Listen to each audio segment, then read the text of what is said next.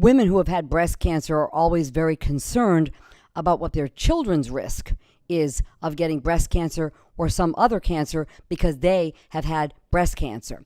So the first thing we look at there is the big picture of what's the entire family history of cancer in general. Breast cancer, ovary cancer, colon cancer, pancreas cancer, gastric cancer, head and neck cancer, among others, that can actually be in families that are really very predisposed to developing cancer. So it's very important if there's a lot of cancer, either on the mother's side or on the father's side, but all clustered together on one side of the family, it's very important for the woman herself who has had breast cancer. You always want to do genetic testing on someone who's had cancer, for that woman to undergo genetic counseling and genetic testing her to see if there's a gene in the family. Because if anybody's going to have a gene, it's the woman herself who has had cancer.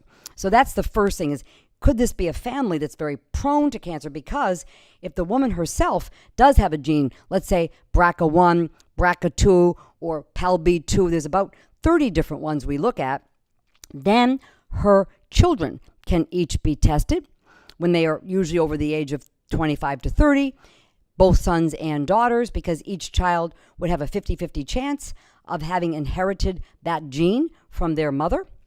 And so for, let's say, for example, BRCA2, a woman has that and her son inherits it. He's at increased risk for prostate cancer.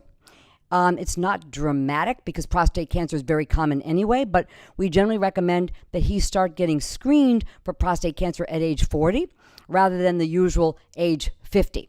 A PSA blood test, for example, and a rectal examination, examining the prostate.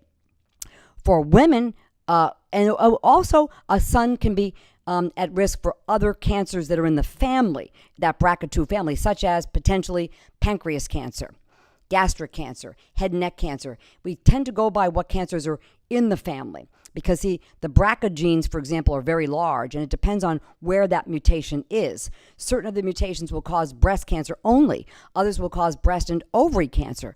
Others will cause pancreas cancer. Others will cause head and neck cancer. So they're not all the same. So we're not that smart yet that we have figured out what every mutation means in terms of the exact risk for the cancer. So we go by the family history. For example, if there's pancreas cancer in the family and a woman herself has a BRCA2 mutation, she should undergo annual surveillance for pancreas cancer with an MRI, of her abdomen. There are specialized clinics that will watch her, for example, for pancreas cancer. So if her son, for example, or daughter inherited a BRCA2 and there's pancreas cancer in the family, they too should enter pancreas cancer surveillance, generally when they reach the age of 30, 35 or so. A daughter who has inherited a BRCA1 or 2 gene, she should start undergoing breast MRI at around age 25. Mammograms don't really work until women are closer to 40. The breasts are just too dense, and we don't want to expose the breasts either to radiation when people are very, very young. But there's no surveillance for ovarian cancer.